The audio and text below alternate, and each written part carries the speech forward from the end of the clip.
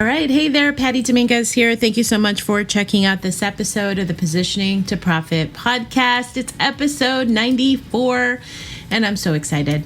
Why am I excited? I'm going to tell you exactly why I'm excited. Okay, so I was checking out the episode count, and then I went to Apple, and I see that somebody left me a beautiful review on April the 14th, which, hello, it's already the 27th, but mea culpa. So Shanda 123581 left a 5-star review saying, "This podcast is so light and fun, yet the content is as meaty as anything I've come across. Patty's so generous and what she shares, and she always leaves you with a nugget you can apply right away and get results. Thanks so much for this outstanding show." Shanda, you literally made my day. I'm like, oh my God, somebody's listening. Somebody's listening to the podcast. Thank you, thank you, thank you. I love the comments. I love the social shout outs. But when y'all take the time to leave a review, because I know Apple doesn't make it easy, it literally lights me up. So Shanda, thank you so much for taking the time. I do not take it lightly. You could have done other things, and yet you decided to leave that. I'm so grateful to you. So thank you for that. Okay, yay, with the show. So today I have Marylin Rossano helping me to entertain you, and she is sharing all about her business, what she does, how unconventional she is, how absolutely different she is, and she celebrates it and she owns it. And that's what I love about her so much, is that she's unabashedly herself. And what she brings to the table is something that I think is important, because she's zagging when everybody else is zigging. So she has a membership, and she does home cooking and organization. And she just has this beautiful, witty way about her that she's really shining a light. And I'm so excited to introduce her way of being to you. Now, this is an explicit rating because she drops a lot of F-bombs and swear words, and I'm here for it. So if you have kids in the car, don't play this episode. Just wait till you're on the treadmill, sis, or out for your walk or what have you, because yeah, that's Marylin, and she's unapologetically bringing it to you. So, and again, I'm here for it. I celebrate it. I think there's something for everybody in this episode, which is really awesome. Okay. And with that, the name of this episode is How to Be Different, how to own your different.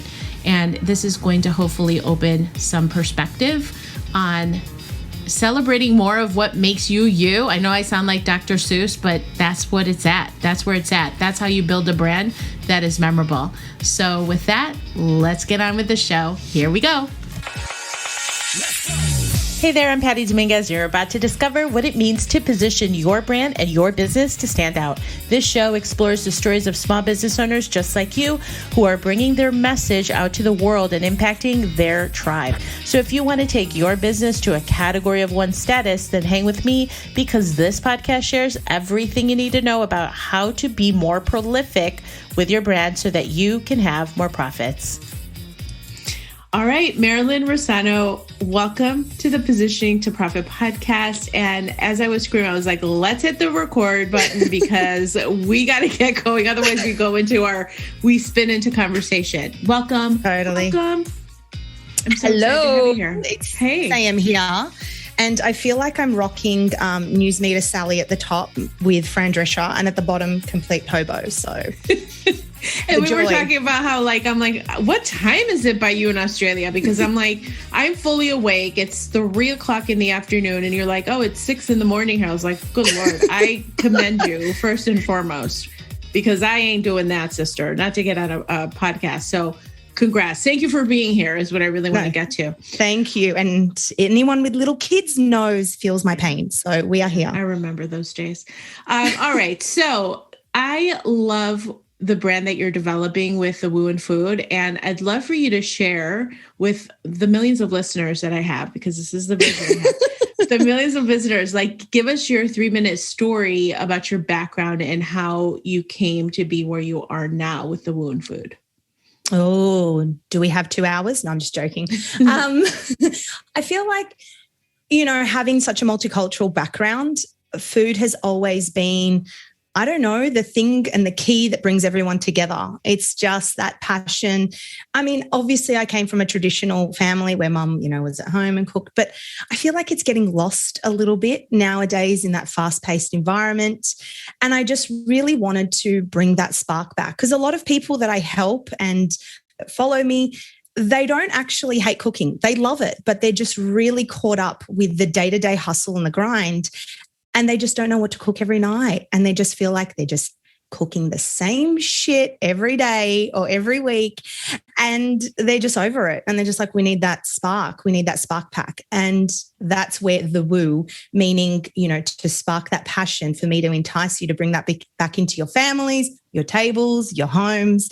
And that's the vision that I have for the podcast and my business.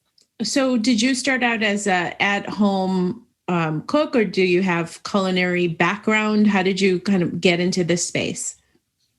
I was naturally gifted. I was born this way. Yeah. And that's good.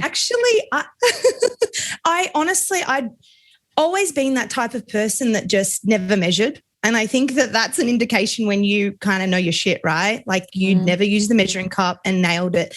And it's funny. Have you ever made like, a recipe and you're like, damn girl, I'm so good. I'm like made the right amount. It's just something that's naturally gifted to you, but never really thought that, you know what I mean? You just think, oh, everyone can do this. But no. And it's not until like, obviously I grew up, moved out, people came over, they're like, how did you freaking cook all this? Like, did you actually, I think the first time I realized it is when I put a massive, amazing paella on the table in front of friends and they're like, what the fuck? Were they blown away? Oh, yeah. It's just the best. It's life. And it was just really, I don't know, just that feeling that you have when you have friends around the table enjoying a meal, having a glass of wine, talking shit, it's just the memories are there. And that's what I loved. But I don't know if you know about me, but I was a pediatric nurse. Did you know that? What? You around children? I'm kidding. No, because you're a mom, but oh my God, really? Well, and so that really says a lot about, because I watch you in our group in Prolific Cafe and like how, and I don't mean this as an insult, by the way, like you're very methodical about the way that you organize stuff.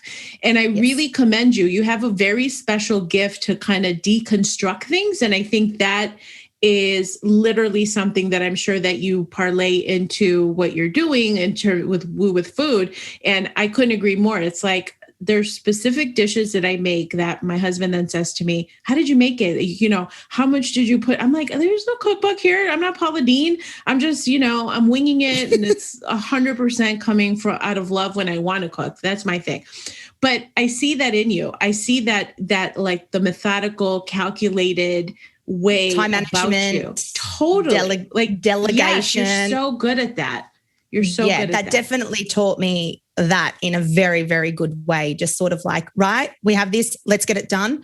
Let's fix the problem. What can we do? Put this first, change. And definitely, I think that's the thing. I've brought the organization from my training or background into my monthly subscription in meal planning. And that's the key. Because yes, it is amazing food, but it's the time. It's the time and organization. Yeah. And forward thinking. That's what I'm really giving you. And as I'm hearing you and you're talking about these things, well, one thing that you said is like, okay, your cultural background, right? Like connecting over food. Now I'm a Latina and oh my God, food is food is, of course, I have food issues because like food is so emotional, right? It's such an for me, my culture, it's such an expression of love. Like, oh my God, this is so good. This is my make or whatever. And it could be a soup that I make. And again, going back to my husband, he'll make the same thing. It's not the same. It's not the same because my kids will say, oh, Ma, the way you make it is just so different. Like you can taste the love. So do you infuse that? Do you infuse like the cultural aspects of your upbringing? And tell me again, what is your cultural what upbringing? Yeah. So I definitely, and that's really funny you asked that because my girlfriend's like, what are you? Because when I look at your recipe, you do a lot of things. And I'm like, do you know what it is?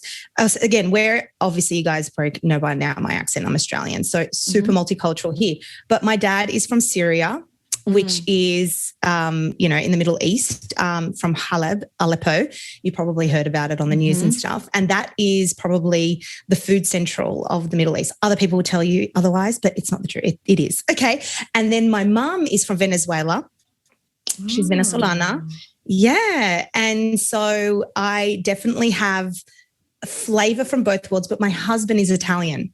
Oh my God. You have this beautiful blend. I mean, your kids are probably so gorgeous. They are chalk and cheese. Don't be fooled, but they are rascals, but beautiful.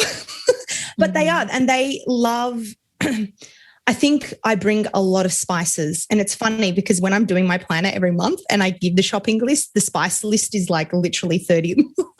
I do. I have a whole spice and I just bring that into every meal. And I know that, like my husband, the Italians are very, very simple with the way that they cook some dishes. And I'm just there like adding shit. And I'm thinking simpler, but I'm like, that's just me. I'm just all about flavor and just adding stuff like a little sort of good witch adding all her potions into a pot. But essentially that's what it's like. And you just think, it pains me though to have to sit there and measure. I'm like, damn it. Right, because you have to relay it back to back to the members. The one funny thing you posted the other day on social, and it kind of went viral, is where you're like, who fucking asked for 1 clove of garlic in a recipe, right? And I was like, you know what, you're right. Because I literally just from a homeopathic standpoint, garlic is literally is better than a flu shot. It keeps your immune system super healthy. So we put in oodles of garlic, and I love garlic, So when you posted that, I'm like, oh my God, totally agree. Couldn't agree more. And then you had other people commenting as well. And so it's where you're standing for something. And I want to relay this as something that you did naturally in your marketing, is that you're standing for something. And you're you're okay to be polarizing in your commentary about food and about woo. And as you can tell, like your brand personality is so unique. Like you're unapologetically brash and you can be zero polarizing. fucks. Right. But you infuse it with such love. And I just love your authenticity. So there's so much depth to your brand and what it is that you're doing. I definitely, and I want to subscribe to your newsletter, by the way. But the one thing I do want to say is in terms of like helping people to bring that celebratory aspect of food, sharing, emotion, bonding is so beautiful. So I love that. And I hopefully you're playing more into that, because I think that's beautiful. So please tell me you're infusing that. And then the other side of it just being like this melting pot of exploratory adventure, right? Where you're like, because you have such a beautiful background and the Italian with your husband and like the Latin American and the Syrian, it's just like this amazing melting pot. So you have so many leverageable points that I'm assuming you're incorporating that. Yeah. Totally. In marketing and stuff. And exactly. And I think that's where I show a lot of behind the scenes on me, the real life, but it speaks in my recipes and the way that I cook. And that's what I really wanted to give people, a taste of sort of that culinary background throughout the week.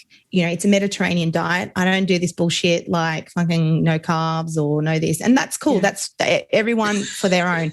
But I mean, that would like kill my life, and cheese. But I really take people on that experience because I infuse it into the recipes that I cook. So sometimes you will get a Turkish-inspired dish, right? And sometimes you will get empanadas, or sometimes you'll get a traditional Italian sausage ragu. It just really, really depends. And it's that flow, and it's never a dull moment in the whole week. Because I feel like a lot of people will just half-ass their kind of meals just to be easy. And I always say, and like I said, with my personality, I'm a fuck jar sauce person. And what I mean by that is going down that aisle where it's all that pre-made shit full of crap. I take the piss out of it on my platform, because cooking from scratch doesn't have to be hard. It's really the organization and the forward thinking that makes it easy. And that's what I want to bring to it. And my humor, I love that about you. And I came to you, I think, and I was like, Patty, I feel like I'm just funny, but are people going to really like take me serious? And you're like, oh my God, don't be so silly. But it's right, with the right marketing that, you've taught me. It's really about infusing that pain point in a funny way, or that likability or relatability in my humorous way, but then coming up with a resolution to it as well. I love it. And I almost see you as just unapologetically exploratory, if that makes any sense whatsoever, because like you are who you are, and then you're exploring flavors and fun, and it's just so amazing. I love it. I love what you're doing. So tell me a little bit more about the Woo and Food in terms of the membership. How did you come up with it? What were you thinking of as alternatives, and kind of how you got to where you are? Well, the Woo and Food actually came to me as a download, which if anyone, does hypno and meditation, basically means like a thought, right? And it made no freaking sense. This was months ago, but I kind of am similar to you. I kind of write these thoughts and journals down. I was like, what the hell? Where did that come from? I don't even know what that means.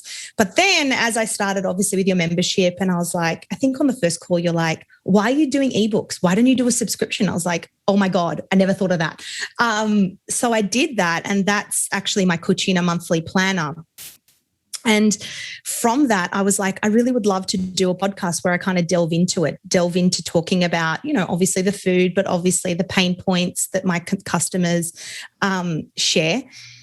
And I just love how I can express myself and bring people onto the platform and just talk about different perspectives and how we're just living in that fast-paced world, but just kind of honing in that traditional and cooking from scratch philosophy. And I think this was one of the things that, because it's come up with a couple of the members in our group where people think they're, okay, let me sell the one thing. But the fact of the matter is, by having that continuity, which I'm really bullish about, like we have to build these sustainable businesses. And if you're able to infuse the marketing that you're doing and being consistent with the messaging in terms of what you stand for, putting in stories and exploring and this and that, people are innately going to want more of that. So even before we started the podcast, I'm like, listen, I'm hitting the explicit button. I know, I know what you're all about. And you're like, yeah, I was kind of thinking and commenting to so-and-so. And I'm like, no, be yourself, because that's 100%. The best way. Yeah, the best way to be. And so the idea here is that by building that crave into your marketing, and you're doing that so well, just by being you, just by being exploratory, but at the same time, you help people have more organization and you make their lives better. So it's this great combination of like your brand archetypes. If I were to say like you're like the jester and the sage, right? Like the sage that is like, you have this deep knowledge of through all of these experiences that you have amassed, but then you're the jester. And the one thing I will say is like, make sure to always have those touch points in your marketing, never compromising. So, and I say this for everybody that is listening to the podcast, it's like, I get it. Like we're not for everybody. So, all right, we are about halfway through with this episode of the Positioning to Profit podcast. And I wanted to stop by with a share that I'm really excited about. Now, the fact that you're here means that you're probably looking for help with your marketing. I mean, let's face it, most of the marketing tips and the buzzwords that you hear out in the marketplace center around tactics that small business owners can employ. The problem with that is that there's a whole lot of tactics out there, but not a whole lot of strategy. And that's where I come in. I help coaches, consultants, and entrepreneurs position themselves for profit. It won't cost you millions of dollars like the big brands, but it will cost you some time. And in this special book that I put together, you can find it over at positioningguide.com, I go into the essentials of positioning to profit, which is a guide that I put together for coaches, consultants, and entrepreneurs struggling to stand out. So head on over to positioningguide.com and grab a copy for yourself. All right, let's get back to the show. So for example, if you're going to be on a podcast and they were like, we're super conservative and there's no swearing, it's not a fit, right? It's not on brand. So I just want to point that out, because honoring your brand and what you stand for is really important, because otherwise people on the receiving end, your followers, they wouldn't be on that podcast anyway, right? Because we were talking about that. Exactly. And I think also if someone is sitting there and thinking, oh my God, I'm really stuck in how to write my copy. If you guys read my newsletter, you will literally hear my fucking voice say it as it is. Like it's actually a conversation because I'm like, hey, fuck me, you know, walking down the aisle, I don't know what the hell to cook. Like it's literally me. And when you know, this comes from probably a bit of clarity in knowing obviously your message, having clarity on how you want to help people. Yeah. And a lot of people are probably a bit like, a bit limiting on their beliefs and how they can help. Once you know your personality, we all know our personality, and be okay with it. I don't give a shit. And when you start changing, and I know my pain points, I know the words, I'm always repeating them.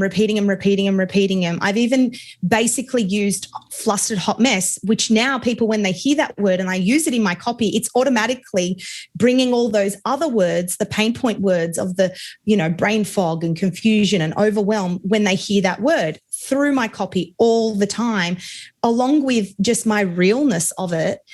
But then also the humor. And when they read it, it's like an extension of me. And one day when I have my gnocchi cooking class and people meet me for real, it's me. It's literally me. I've had people meet me and they're like, oh my God, it's so you. And I spoke to you about this as well, about my planner. And I was like, you know, I really didn't want to overwhelm people and give a whole month worth of recipes every month because A, it's overwhelming. B, when you're forming new habits and you are, you know, changing things, you don't want to be overwhelmed. You want to have those small steps, those small change, small wins, call them. And also, like, who's going to fucking cook shop a whole month of recipes or ingredients and leave it in the fucking fridge and then you got limp herbs? It's just not me. I cook the way that I cook. I shop weekly and that's what I'm going to give to people. That's what I'm going to give. I'm not going to give anything any other way than what I do. And that's what people have to remember. Just be you, talk you. Don't worry about the fluffiness, like in your bio. Be straight to the point. Don't be like, oh, I help unicorns poo glitter and like, what the fuck? It's like every wellness coach. I make you feel great. Great. How? How do you make me feel fucking good? Tell me. Exactly. Like, you know? Exactly. Because you just, it's like, right. In the 8 billion people in the world, like there's this little microcosm that are your true fans. And these are the people that are going to follow you. And they love that you throw the F-bombs all the time. Like it's just on brand. And so that's what's really important for you. So tell me, okay, so what has not worked well in the past as it relates to the marketing that you've done? Probably the inconsistency. That's what I'm going to say. Yeah. Inconsistent, meaning I didn't have a clear message. I felt like I wanted to help everyone. And in return, I was attracting everyone, but I wasn't making money because essentially you can't help everyone, you know, and I was coming across very inspirational. And that's what happens because you're attracting a lot of people, but they're the wrong people. And when you're a bit fluffy, it just comes off as inspirational.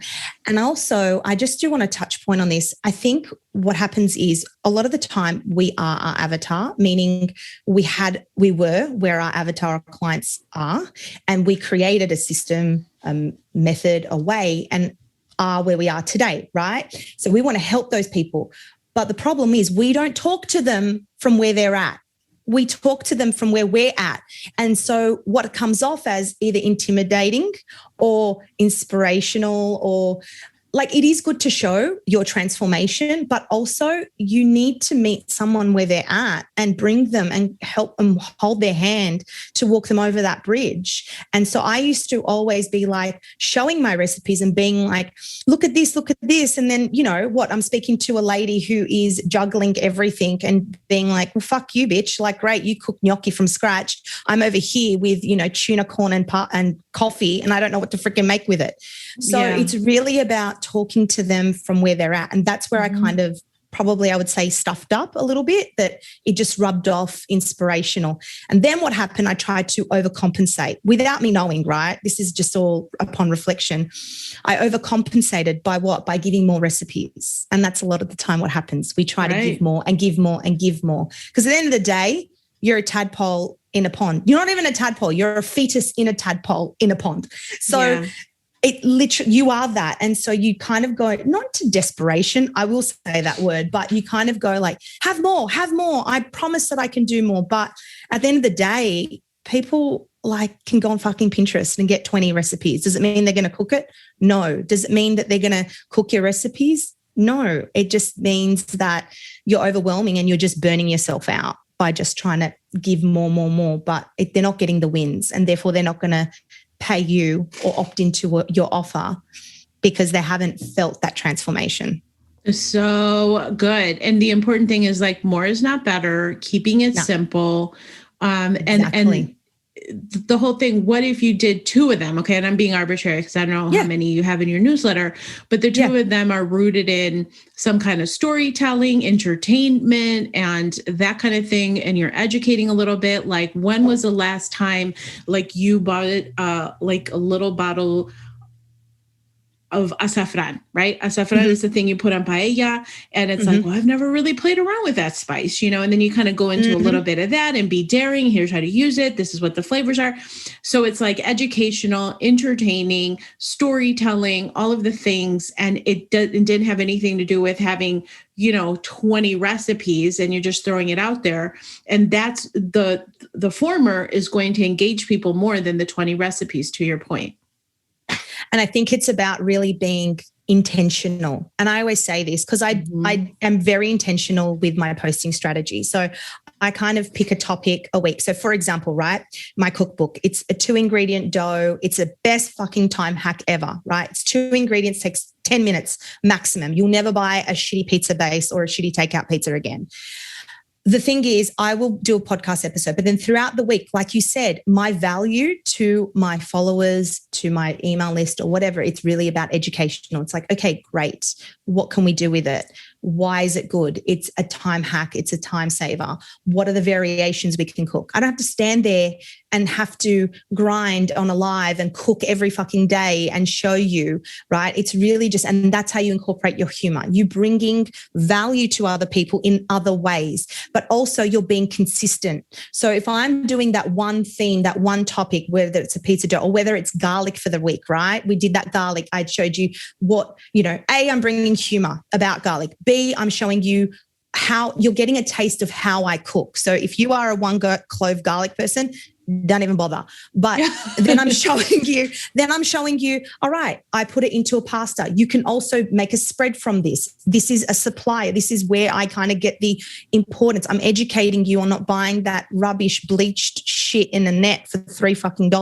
Buy good quality, you know? So it's really about being consistent with your posts, being on brand, like having one topic or one theme a week so that people can really build that know, like, trust that you bang on about in your membership. It's really about that. Yeah. Because people, they have to, and plus, especially if there's cooks out there that are like, oh, I've never tried this. And then they may be apprehensive and you're in essence giving them permission to be exploratory. I keep going to exploratory with you because that's what I feel that what's part of your brand as well.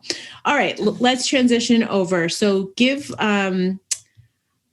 me, because I love declaring. I love declarations. What is your vision for where you want to take your brand and the membership? Yeah, I definitely want to do my cooking classes, my gnocchi cooking classes. I love gnocchi. I mean, I love pasta, but for the life of me, I'm not a pasta guru. Making it from scratch, I'm a bit rusty there, but I really want to bring people together. And I think COVID knocked me around a little bit because I always had that vision of physical cooking classes because I love the fact that people can come together. And it's similar to, and I know this sounds a little bit, but networking, but it is because you're bringing people together that are like-minded, that are enjoying, cooking. It's a time for them. It's time away. It's having a laugh, having a drink. And I really just want to bring that together because a lot of the time, I kind of thought, I probably will do part of it online, but it's not the same. And I think COVID taught us that we do need that human connection still. Oh my gosh. So definitely bringing people together. Because you know what? A lot of the time you think, hey, I just want to get the fuck out of the house. I just want to get out. And even though you have friends, family, like my close friends don't enjoy cooking as much as I do. So for me to go out, even if it is with a friend, to have a laugh, have a drink, it gets your mind away from it. It's like food therapy. And it's a form of kind of meditation if you think about it, because your mind is being silenced from all the other bullshit that's going on. And if I can bring you together, make you fucking laugh, take a doggy bag home of gnocchi to then forward that energy onto you and your families. I mean, how fucking amazing would that be? I just, that's my vision, as well as obviously cookbooks and, that's what I really want to do. I love it. And a cooking planner. A cooking planner. Oh, the cooking planner is such a good idea, right? Like it that's a really good idea. Okay. When and where are you the happiest? Ooh, definitely in the kitchen, but not with the kids under my feet. But mum. All right. And you're so funny. Which talent would you most like to have? Oh, singing. Singing. Too. That's a good one. Suck at it. Kids used to cry when I used to sing. They'd be like, I know. Like, what? Was it that bad? It's a good one. What is your greatest extravagance? Oh, what do you mean by that? Give me an example. Just like kind of like an indulgent purchase or something that you splurge on. Massage. I know. I love massages. That's a good answer. What trait do you most deplore in yourself? My humor. What? That's the best part of yourself. Oh, sorry. I misunderstood. Okay. Probably you know what it is actually? My shiny object syndrome, ADHD brain. Yeah. Yeah. That's what it is. I kind of get sidetracked a little bit here and there. I'm like, that's really cool. Okay. Yep. Let's go. No, go back to line, Marylin. And what trait do you most deplore in others? Ooh. Their discipline. Really? Right. Because you wish you had that level of discipline? Oh, interesting. All right. Now, person, place, or thing, what are 3 things that inspire you? Person, I would say a few people, actually. Obviously you. Stop. So cheesy. I love Seth Godin. I love Angie Lee. And I love George Bryan. They're all cutthroat, niche, and copy experts. Place, oh my God. Place would definitely be traveling overseas. And thing, probably just getting together with family and friends. I love that. I love that. Yeah. Basic. Oh, Marylin Rossano, you're so amazing. Do me a favor and let everybody know how people can connect with you and find out more about the Women Food. All right. So obviously I have the podcast, The Women Food, that can be found on all the podcast platforms. You can also join my free Facebook group and community. It's, The Women Food. You can, find that on Facebook, Instagram at rosanos.casa. Follow me along there. You can also go to my website that Patty hyperventilated when she looked at www.rosanoscasa.com. She was like, literally like... Okay, where do we start? Just burn the fucking website. Well, we're going to be working on it next, y'all, because I'm all about imperfect action. I'm like, because here's the thing. Most people will sit there and be like, I'm going to work on my website. I'm like, no, get your offers out. Like, don't worry about the website. But now we're on the website. So we need to get on the website, because if somebody were to listen to this podcast and they get a sense for who you are, what you stand for, and then you go on the website, you're like, am I in the right place? Because this does not match up to what I was just hearing right now. So we're going to be working on the website, y'all. Okay. Fix it a little bit. Oh, that's so funny. All right. Well, thank you so much for being on the show, Position to Profit show. I so appreciate you. I love what you're all about, your brand, how you stand up for what you believe in. And it's such an honor to be a part of your journey. So thank you so much, Marylin. I'm doing a shimmy, y'all. With my squeaky chair in the background. I'm not farting, I promise. You're so funny. All right, y'all. Thank you so much, Marylin. Thanks, Patty. Bye. Thank you so much for checking out the Positioning to Profit podcast. If you haven't already done so, please make sure to hit that subscribe button so you don't miss any new episodes. And also, it would mean the world to me if you would take a quick moment to leave a rating and review on iTunes, Stitcher, SoundCloud, or your favorite podcast player.